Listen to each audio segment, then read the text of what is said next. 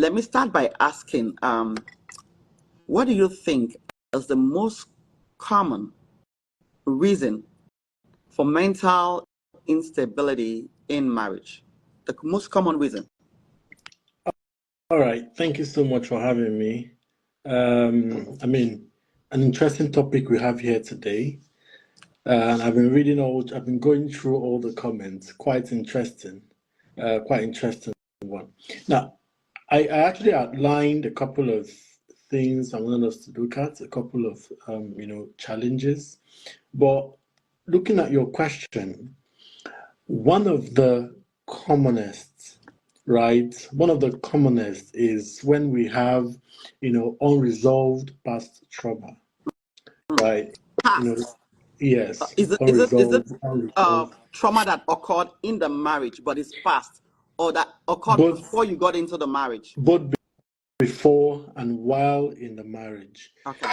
You see, it's just like people who are trying to go into a new relationship and they are going in with lots of baggage, right? Baggage from the past that are unresolved, right? Some of them end up taking it into that new relationship.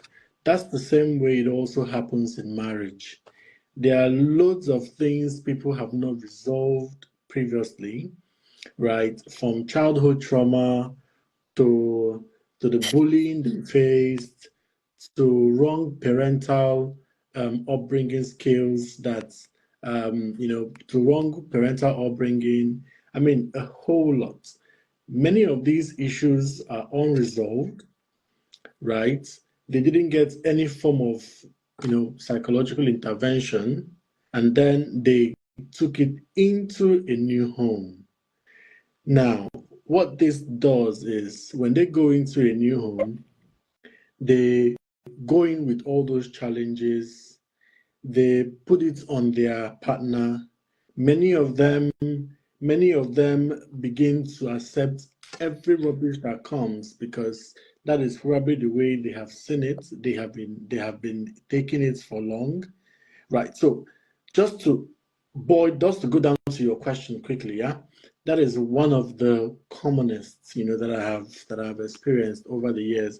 So you meet somebody, and when you start trying to explore with them, when you start trying to find out what exactly it is, a whole lot is connected to the past. And that tells you that loads of people do not take their time, right, to heal from whatever psychological or from whatever challenge they must have had in the past, right? And then they have taken it into their new home. And many a time, both couples, right? Both couples have unresolved issues. So it is one unresolved challenge meeting the other. Now, both are bragging for which one has the right of place.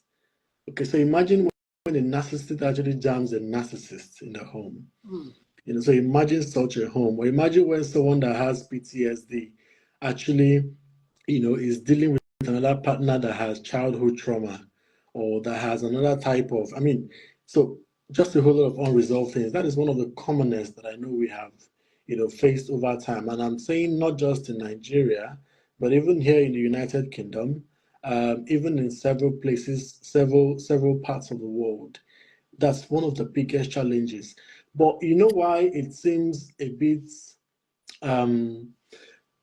bit fair on this side, because mental health is properly understood in this part of the world. So the people actually, large chunk, actually understand what they are going through. They have been properly diagnosed, right? They have been made aware of their challenges. And so when they go through all of that, they know what exactly it is. But back at home, the way it is in Nigeria, many people do not understand what's wrong with them until you go naked and walk around the streets of Lagos. That's when people believe you have a challenge, you have something related to mental health. People do not understand that, you could be looking at someone looking so fly, and how do we put it? Is it steez, yeah? With all the steez, yet there is something deep down unresolved. Yeah, so just to quickly answer your question on that aspect, although we have a couple of them have actually listed out that we're going to bring out in the course of this discussion. Yeah.